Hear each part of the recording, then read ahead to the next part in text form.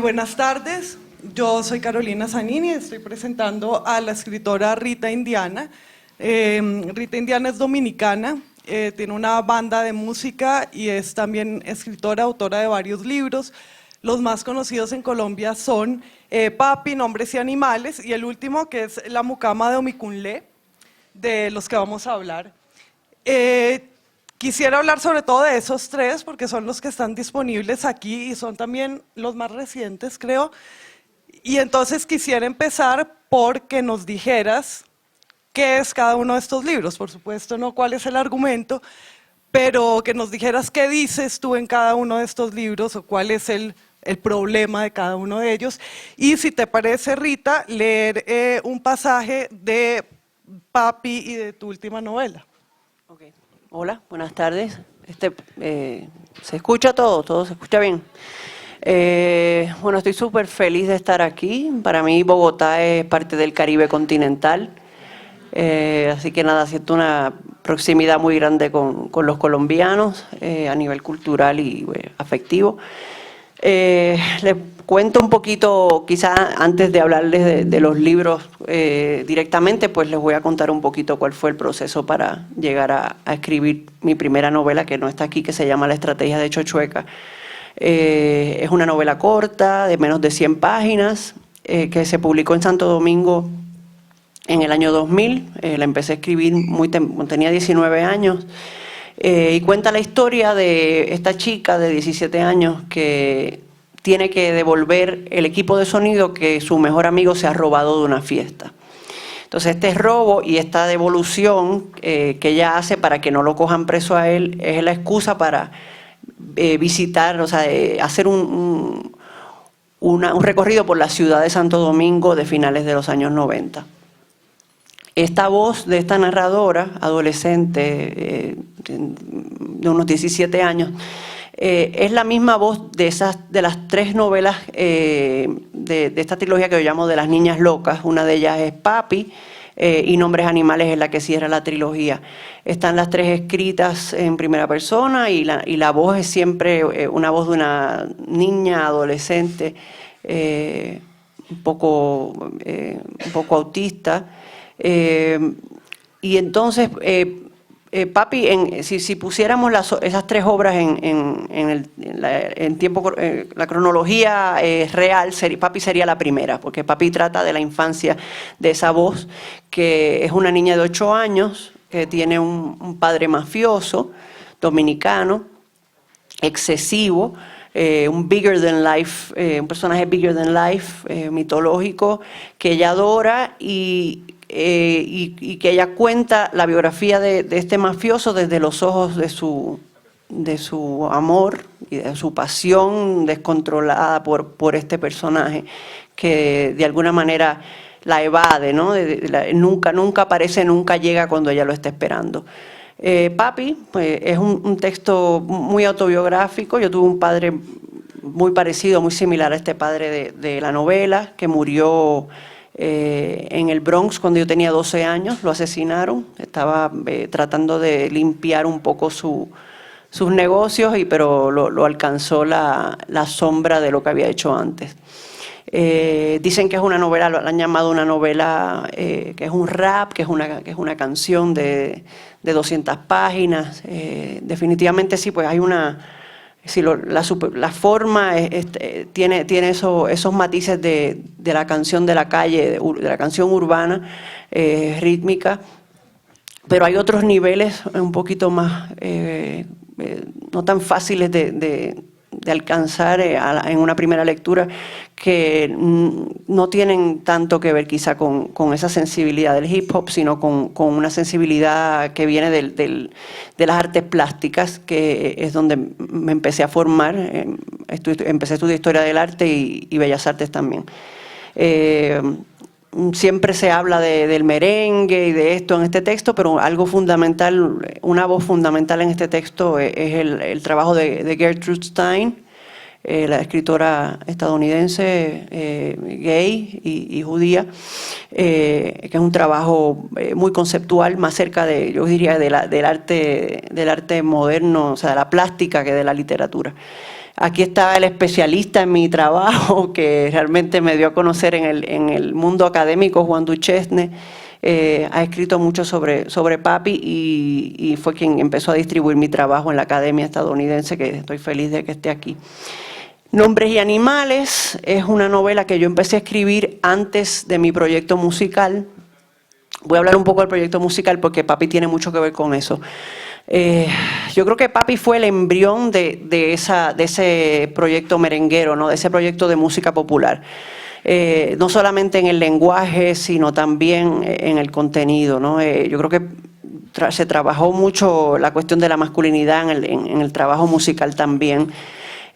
Para mí la canción es un formato también de storytelling, o sea, de contar historias. Siempre lo ha sido, en la antigüedad también, o sea, una forma de transmisión oral. Y para mí no hay una división tan clara entre la literatura y el formato de la canción, como una historia que se cuenta con música debajo, básicamente.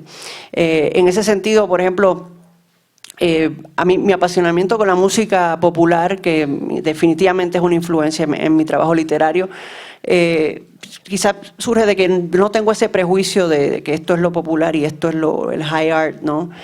Hay una canción de una autora colombiana que se llama Volvió Juanita, muy conocida, que probablemente muchísima gente que probablemente ni saben leer y escribir en mi país conocen la canción.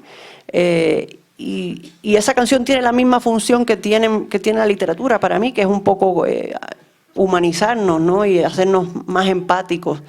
Es una canción maravillosa que narra el retorno de esta persona que se fue de su país, gente de la diáspora, y es una canción que está llena de misterios y de sombras como la buena literatura.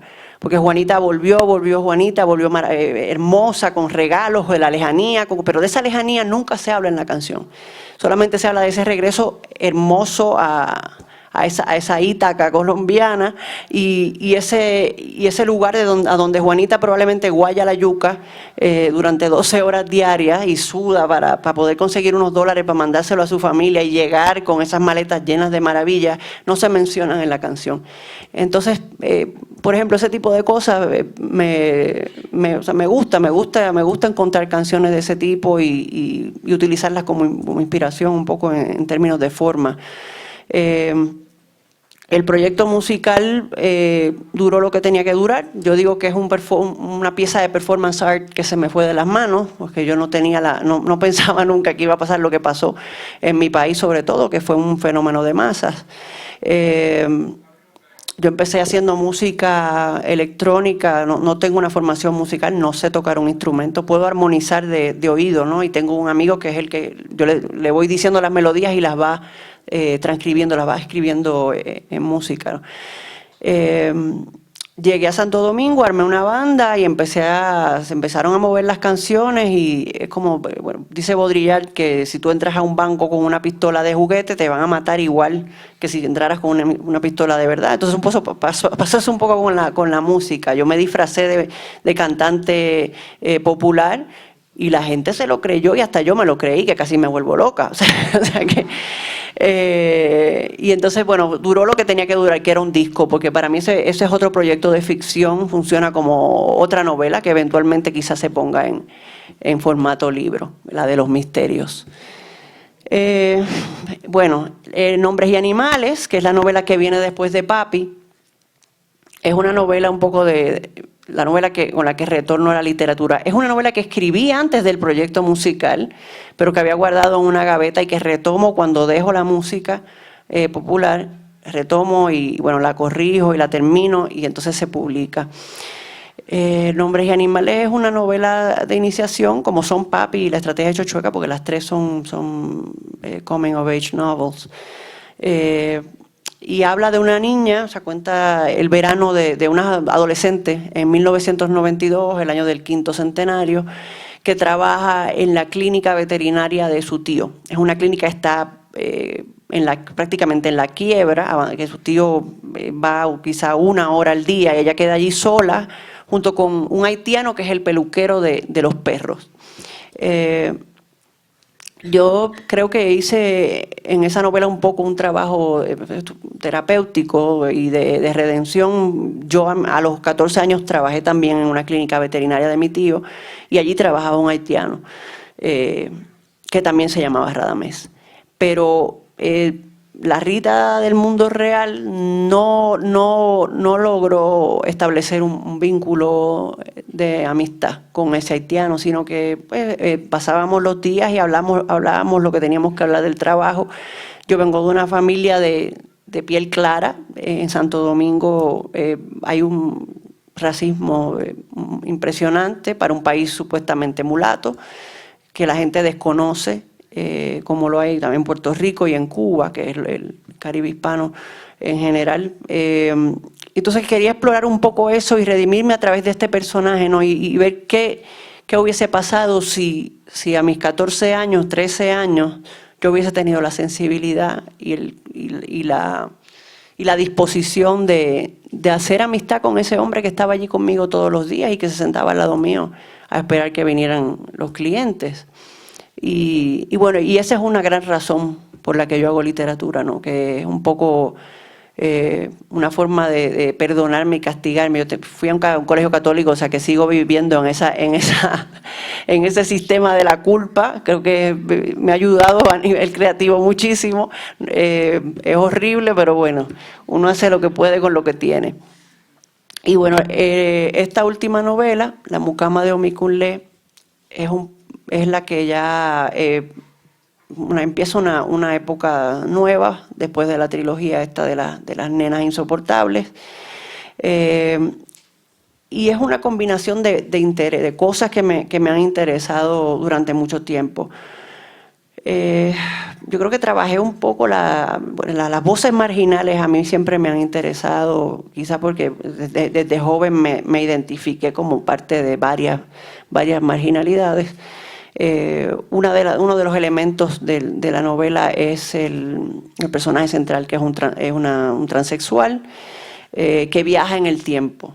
Pero no viaja en el tiempo en una máquina, ni viaja en el tiempo con su cuerpo, sino que a través de una anémona de mar y de un ritual afrocaribeño se duplica en el tiempo, en el pasado. O sea, se fabrica un clon en el pasado. O sea que tiene dos cuerpos y una sola mente que los guía. Un cuerpo en la época de los bucaneros y un cuerpo en el presente. Entonces un poco jugando también toda la cultura de la realidad virtual la cuestión de las redes sociales. Estamos todo el tiempo, sí, estamos viviendo con varios cuerpos, aunque no sean materiales, en distintos espacios. Pero también un poco pensando en el trabajo literario, ¿no? Que yo puedo estar ahora hablando con ustedes y quizás estoy pensando en el próximo cuento que voy a escribir, y qué va a pasar, y estoy viviendo en otro mundo, al tiempo que estoy viviendo en este con ustedes. Y La mucama de Omikunle pues trata sobre eso en parte. Otra parte es un poco... La mucama de Omikunle termina siendo un mesías del capitalismo, porque es un personaje que tiene un poder especial. Si tú puedes saber en ese pasado qué va a pasar en este presente, pues puedes predecir cosas y lucrarte gracias a ese poder. Ella no usa los poderes para salvar el mundo ni para salvar a una civilización o utiliza el conocimiento que tiene del futuro o del pasado para ayudar a los demás, sino que lo usa para generar unos ingresos superiores a los que tiene ya.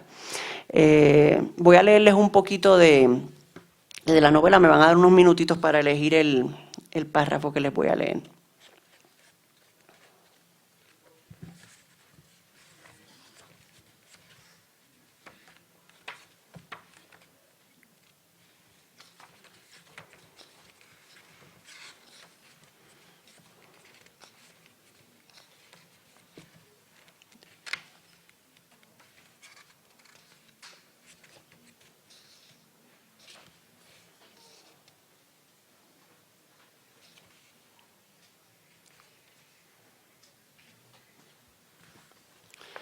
Bueno, les voy a leer un fragmento del capítulo 3 de La mucama de Omikunle. Es En este futuro donde vive la mucama Domicunle, que es el 2024, en Santo Domingo del 2024, ha pasado de todo, el Caribe está casi vacío de animales. Hay una droga de fabricación no casera, o sea, hay ciencia independiente que crea una droga que se llama Rainbow Bright, con la que la gente logra cambiar de sexo en menos de 24 horas. Eso va a pasar. Me atrevo a hacer esa predicción. Entonces les voy a leer, se combina aquí ese proceso de los efectos de esa droga con una iniciación yoruba inventada por mí, porque no es la real, sino una iniciación de ficción.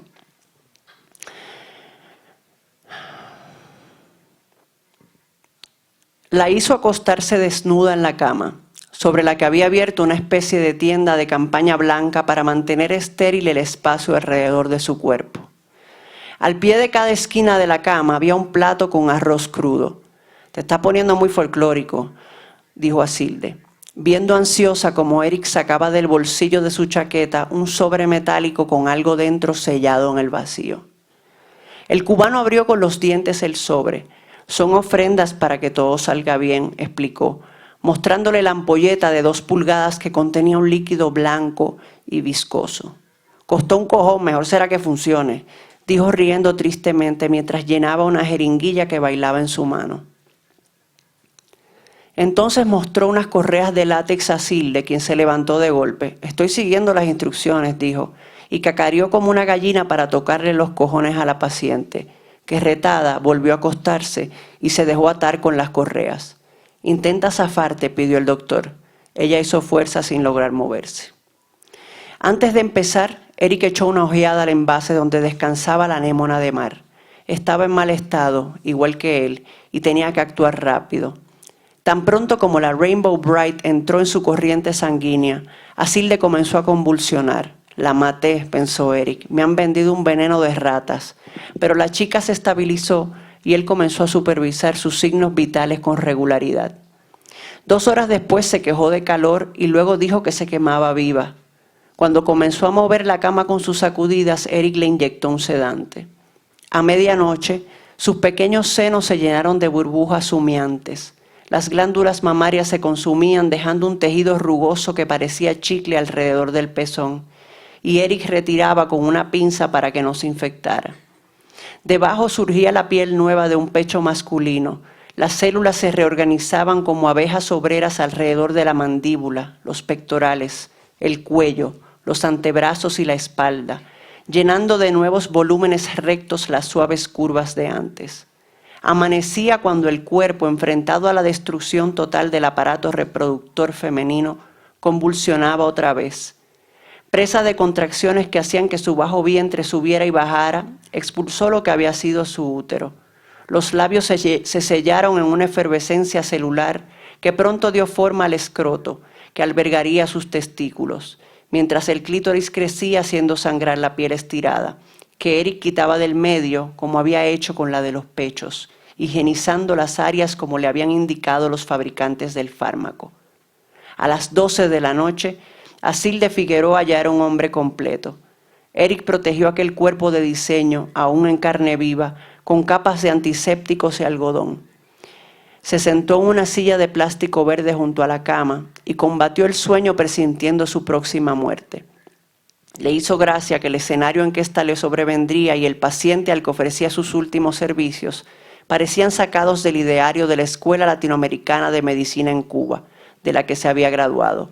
Ciencia y conciencia era el lema de una institución fundada para crear un ejército de batas blancas, médicos al servicio de los más necesitados, cuyas misiones en el tercer mundo usaban los Castro para excusar lo que había salido mal a la revolución. Muy bien, pues bueno, ahí está. Yacirle es un hombre.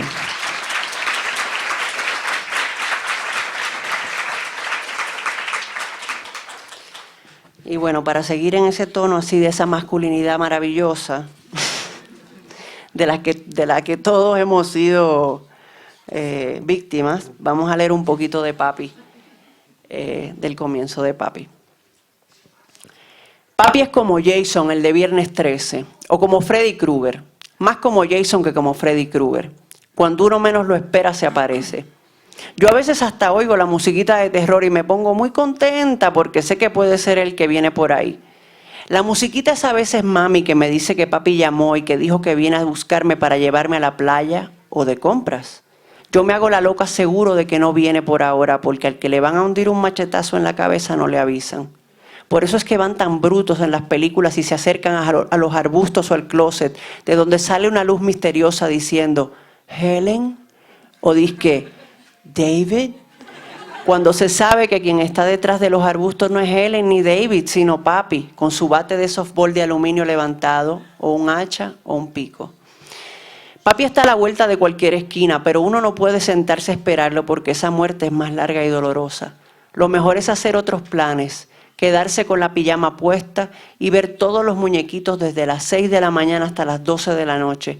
O incluso salir a pasear, que es un juego que se inventó mami que se llama Si papi te quiere, que te encuentre. Pero Jason sabe más que eso y se desaparece por meses y hasta años, hasta que a mí se me olvida que existe. Entonces la musiquita de terror es el mismo papi dando bocinazos desde su carro y yo bajo los escalones de 4 en 4 para que él me vuelva carne molida lo más pronto posible. Pero en los que más se parece papi a Jason no es en que se aparece cuando uno menos lo espera, sino en que vuelve siempre, aunque lo maten. Cuando papi se fue la primera vez para los Estados Unidos con una cubana que no quería que papi le mandara dinero a nadie, mi abuelita Silly dijo, está muerto para mí. Y cuando papi le dijo a mami que se iba a casar de nuevo, pero no con ella, mami le dijo, te me moriste. Y yo creo que una vez que papi me dejó esperando, yo lo llamé por teléfono y le dije, ojalá te mueras. Y me imagino que muchas otras gentes también le deseaban la muerte, como a Jason, que no hace falta un detective para descubrir que todos le teníamos ganas y que cuando nos pasaron el puñal, lo hundimos no una, sino muchas veces. Como éramos tantos y estaba tan oscuro, ¿quién se iba a poner a contar? Y es que además, por matar a Jason, no meten a nadie preso.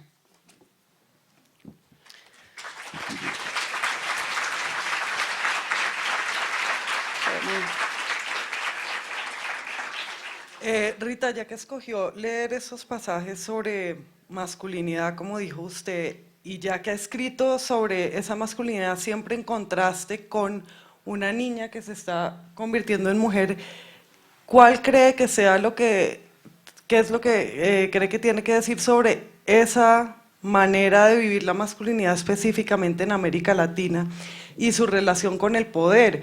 Porque a mí me llama la atención el libro de Papi. Es como una lista casi, es una tirada todo el libro, una colección de actitudes de Papi y sobre todo de las cosas que Papi tiene. Y los colombianos o algunos otros lectores estamos familiarizados con eso por los funerales de la Mama Grande. A mí me parece que es casi que no sé si lo haya sido históricamente o no, y no creo que importe, pero es casi que un ejercicio de extensión de ese cuento de García Márquez sobre la Mama Grande, que es una matriarca que lo es todo el poder, es Dios y es el diablo, es la madre, por supuesto, pero es también la hija de todos, es la amante de todos, y esta figura omnipotente y omnipresente de Papi viene siendo lo mismo, pero me parece muy curioso que donde García Márquez escogió poner una matriarca, haya usted puesto un patriarca. Dice que es autobiográfico, pero claro, es autobiográfico de todo el mundo haber tenido un padre que es Dios, ¿no? Y entonces, ¿por qué es masculina esa figura que manda sobre todo lo de una vida y una sociedad en el Caribe, y eso qué significa? Pues bueno, a mí me interesa mucho esto de la masculinidad caribeña porque se suele pensar siempre que pues, lo femenino es lo excesivo, es lo construido, y bueno, se sabe que no es así, ¿no? Que la masculinidad es un ritual perenne de construir ese mito. A mí me parece, creo que algo que, bueno, que lo hice obviamente a propósito en la novela es que esta mitología y esta grandeza se construye a partir de la voz de una mujer. Eso no es coincidencia. Y un poco el patriarcado pues se construye en gran parte por manos de mujeres, ¿no? De las madres que están metiendo esta tradición de lo que es ser hombre en Latinoamérica. Son las grandes responsables, ¿no? de esta masculinidad. Otra cosa también que yo creo que es importante es que, como tú dices, o sea, es una novela sobre todo más que de la masculinidad, del poder y del poder total. Yo vengo de un país que bueno, vivimos todavía en una dictadura ahora democrática, hasta el 78, porque se dice que la gente piensa en la dictadura de Trujillo, pero no se habla de los 12 años de Balaguer, que fue una extensión de la dictadura de Trujillo, o sea que la dictadura duró hasta el 78. Y esa exageración de cómo se construyen esos mitos de poder, y se viven incluso cuando estos seres maravillosos y poderosos se van de la faz de la tierra, dejan esa semilla, ¿no? en sus súbditos y todos somos un poquito unos Trujillos pequeñitos, mujeres y hombres, todos los dominicanos tenemos esa semilla de ese exceso y ese autoritarismo, por un lado. Por otro lado, una fascinación mía también es la estética, la iconografía de esa masculinidad caribeña que me parece maravillosa. Es una cosa, por más viéndola no sin una moral, sino desde una cuestión de gusto y de disfrute. Me gusta mucho, por ejemplo, toda la estética de la Fania de los años 70. Me parece sumamente excesiva y sexual. Cómo se construyó esa estética de un periodo particular, ¿no? Sobre todo en el Nueva York de los 70. Sí, es interesante en el libro porque es estética sobre todo de la acumulación, pues es de la exuberancia, pero más acumulación que exuberancia, entonces en últimas termina desdibujándose también, porque cuando hay solo adición y adición y adición de cosas, termina viendo en el fondo una austeridad casi, porque nada es visible, ¿no? Entonces eso me parece interesante de ambas novelas, pero sobre todo en Papi esa idea de la colección. Porque hay otro elemento en esa idea de la colección y es que el tiempo no pasa. Porque en la acumulación pues simplemente hay más y más cosas, innumerables cosas, potencialmente cosas infinitas y a las cosas nada les pasa. Entonces no hay historia y la historia es una suma. Y eso... Hay también, bueno, una cosa que la gente dice, no, que es un rap, que es una canción. Yo trabajé mucho también la cuestión repetitiva como la cuestión mántrica, ¿no? Se repite, esta niña desintegra un poco ese padre a partir de la repetición de estas cosas que lo componen. O sea, es una cosa, a mí me pasó de niña, me gustaba repetir, por ejemplo, la palabra lápiz, o la palabra canasta, o la palabra repetirla, y llegó un momento que no significaba nada, ¿no? Era el vacío. Entonces un poco eso de bombardear esa idea del padre a partir de la repetición de lo que lo constituye hasta que desaparece.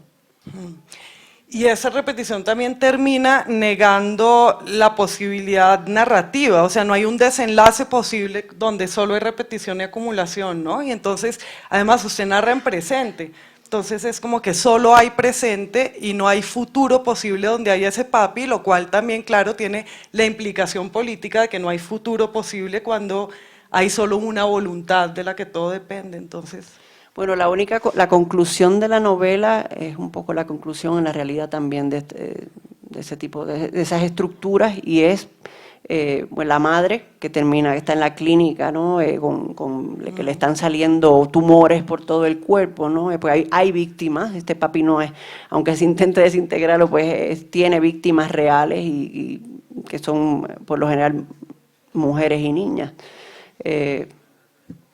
Esa desintegración por acumulación y por solo presente, o llamémosle algo así, también está en La Mucama, en su última novela, pero acá es diferente porque hay muchos personajes. En realidad hay un personaje que es una especie de Orlando que viaja a través del tiempo y a través de sus dos sexos.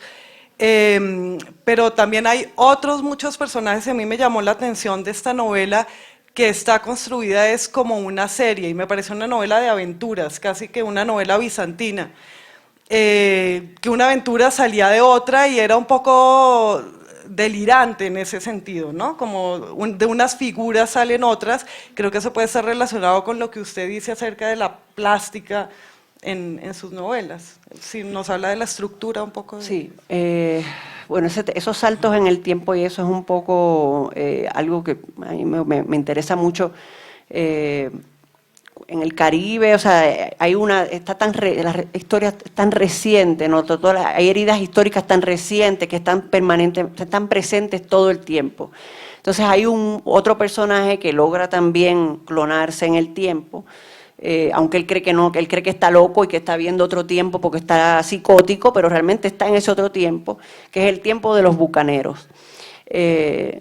Yo quise trabajar, siempre tenía una fascinación particular por la piratería en el Caribe, en el siglo XVII y eso, y por la cultura bucanera también, porque es como las religiones afrocaribeñas también son culturas que se desarrollaron en los márgenes.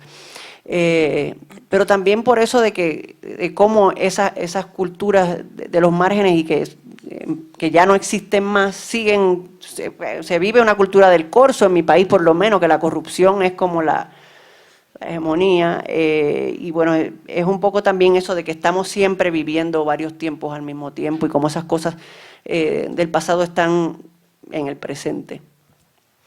Sí, iba precisamente esta figura del bucanero porque es, bueno, el que está por fuera de la ley, pero también nuevamente el que está por fuera de la historia, es el poder que no queda escrito en la historia. Y la novela cada vez se encanta más con ese personaje del bucanero hasta que termina siendo el eje. Mientras que al comienzo el eje era el transexual o la transexual, luego es el bucanero, que también por supuesto es de muchas maneras un como transexual, porque es alguien que niega la ley, pero que además está diciendo que el texto no tiene una ley textual, ¿no?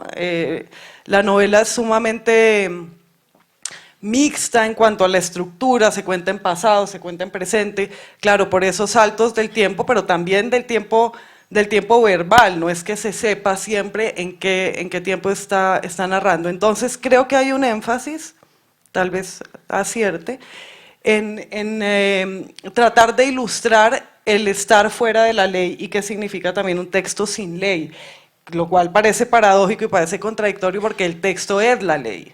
O sea, el texto al estar escrito impone su propia ley, en fin. Pero ese, como le digo, énfasis creciente en la figura del bucanero me hizo pensar que tal vez había encontrado un personaje emblemático que significara el ser Caribe y lo que la experiencia de ser del Caribe tiene que decir. O sea, cuál es el punto, la ventaja en la que está una persona del Caribe y en especial una mujer del Caribe para decir el mundo. ¿Y usted qué cree que es esa posición de ser del Caribe y de ser del Caribe en este momento?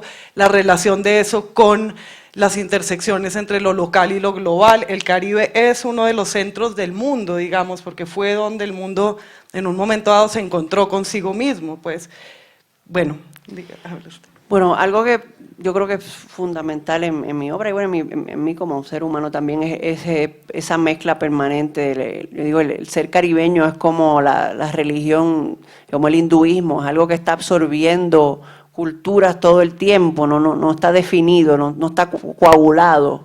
Y eso también lo trabajo en mi literatura, no es una literatura que está en proceso de coagulación permanente. Y esto del personaje del bucanero, pues un poco eso también, sin rey, sin ley, ¿no? Estamos aquí viviendo de lo que quizás venga, de lo que quizás no venga. Si pasa un barco, pues o lo atacamos, o negociamos, o sobrevivimos como se pueda. Y esa diversidad, bueno, de elementos que están permanentemente invadiendo el discurso, invadiendo lo que somos, a mí me parece maravillosa y está muy cerca de lo que para mí es quizá la perfección en una obra que no se define nunca, ¿no? que está abierta a cualquier tipo de interpretación. Bien. No sé si alguien quiera hacer preguntas porque no nos queda mucho tiempo, nos quedan unos 10 minutos y supongo que mucha gente quiere hacerle preguntas a Rita, efectivamente. Así que, Allá. ¿cómo hacemos? Arriba, allá, allá. Allá. Tú, sí. El del lapicero en la mano, ese mismo. Ok, Rita, buenas tardes. Gracias por venir. Gracias a ti. Bueno, la primera de rigor es si ya montó en skateboard en Bogotá. No, ya no monto skateboard porque me puedo matar. Bueno, Rita, esa performance musical, atentamente uno escucha todo ese juego verbal, ¿no? Todo ese juego sabe a barrio, ¿no? ¿En algún momento en esa performance usted se preocupó porque la entendieran o es una constante en usted no darse a entender o jugar un poco a eso? Y recoger un poco también esos coloquialismos, esos cosas muy propias de lo local, ¿no? Y no sé si vuelvas a hacer una performance musical, si tomes aires colombianos o toda esta onda colombiana que está surgiendo. Todo es posible. Yo creo, o sea, me parece, a mí la melodía cuenta historias. Una melodía no tiene que tener letra para que tú veas una historia en ella. En la música clásica, en cualquier cosa, cuentan historias, ¿no? Entonces, por ejemplo, hay canciones como el Blues del Ping Pong, por ejemplo, que no. Sí, hay una historia que yo la sé y la saben mis amigos, pero no tengo una necesidad, bueno, en la literatura sí tengo una necesidad que me entiendan, porque si no, pues haría trabalenguas y ya. Pero el Blues del Ping Pong, por ejemplo, hay una historia, hay algo ahí narrativo, pero es más un trabalengua melódico, que es otra línea en armonía con la música, no hace falta que se entienda. Y el uso del lenguaje de la calle también, a veces me gustaría que la gente la entendiera, pero hay necesidades, ¿no? Necesidades estéticas que a veces están por encima de mi necesidad de que comprendan esa oración. Entonces hace falta esa línea que como la oyes en la calle. A mí, en mi país hay barrios que yo voy y no entiendo un carajo lo que me están diciendo. O sea, el dominicano actual, capitaleño, hay varios, no es uno solo. Entonces, pues eso pasa en la vida también. Yo me paro a pedir una dirección en Villa Consuelo y viene un tigre y me habla y yo no entendí nada, tengo que volver, vamos por partes, explícame otra vez. Entonces, pues eso también, la literatura se está llena de la vida y de lo que pasa en la vida y eso pues también, el no entender es parte de la vida también.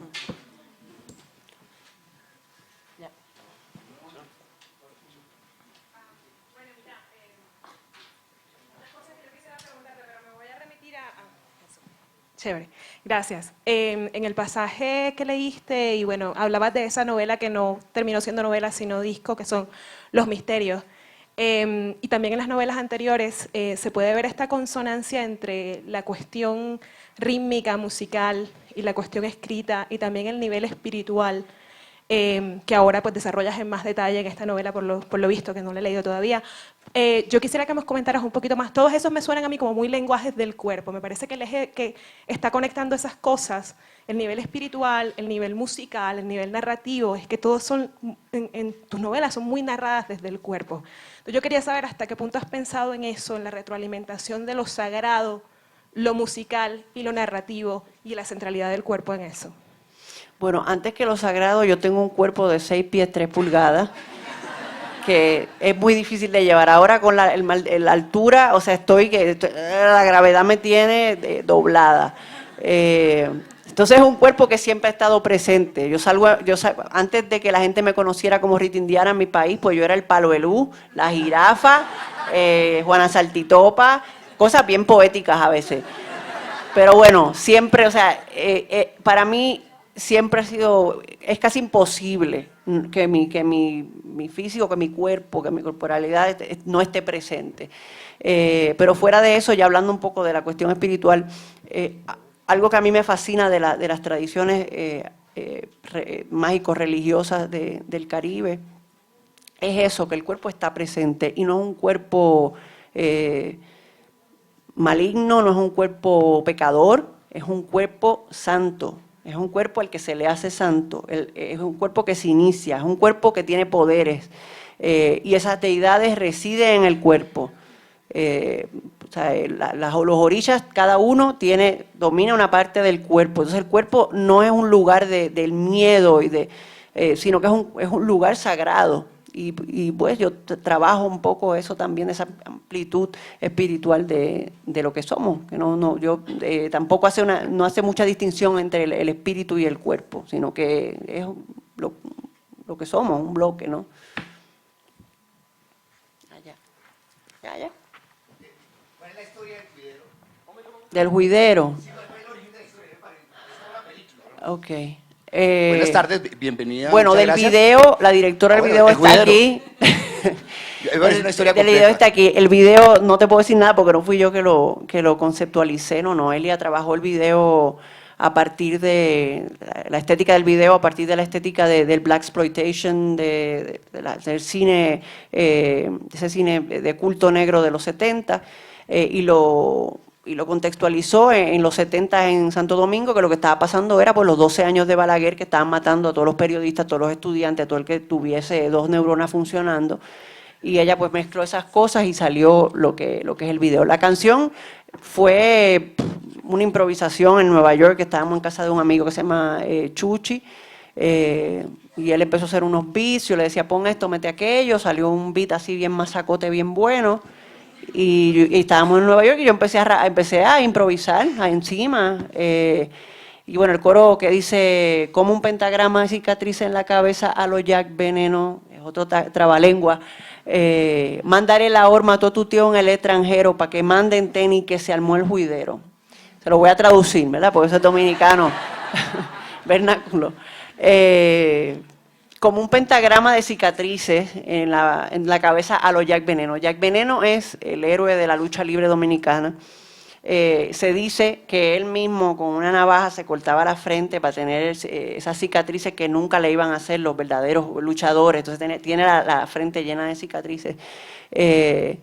Y entonces lo de mándale la horma, allá no sé si pasa aquí, pero el que vive en Nueva York, que es como una especie de deidad de la que se esperan todos los regalos, todos los bienes, todas las maravillas. Uno está allá guayando la yuca en una factoría o trabajando limpiando una casa y tu familia piensa que tú estás, tú sabes, bañándote en dólares.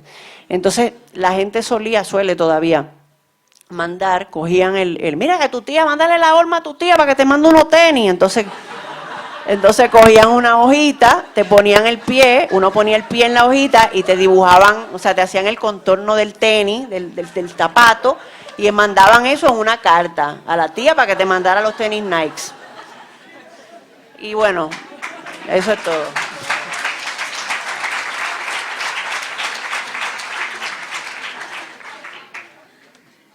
¿Alguien más? ¿Alguna otra pregunta? Sí. ¿Nunca has considerado publicar La máquina de hacer música? No. Esa es una novela que Juan es de las pocas gente que la ha leído. Es una novela que escribí después de mi primera novela, que se llama La máquina de hacer música. Juan la enseñó en un curso, no sé si fue en la Universidad de Puerto Rico o en Pittsburgh, en fotocopia. Pero no, porque prefiero que cuando me muera, a lo mejor. Estás encargado tú de publicarla.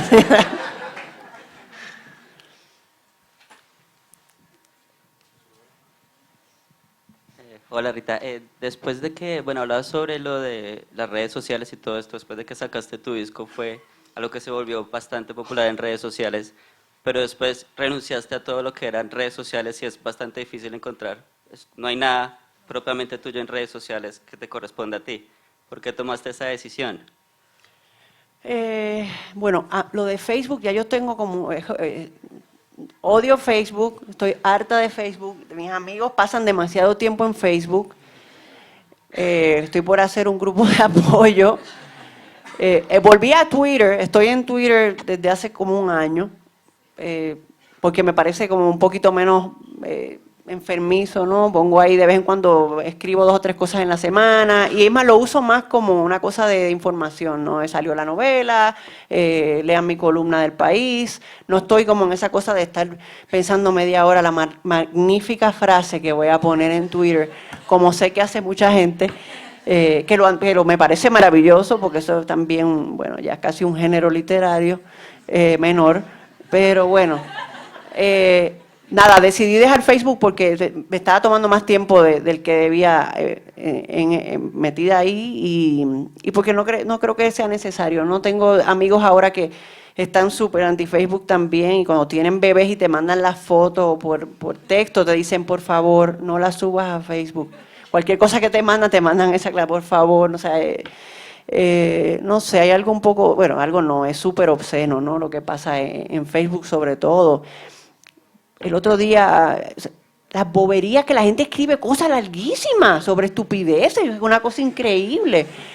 Pero bueno, todo, si existe es porque es útil y le es útil a la gente y tampoco es una cosa personal, ¿no?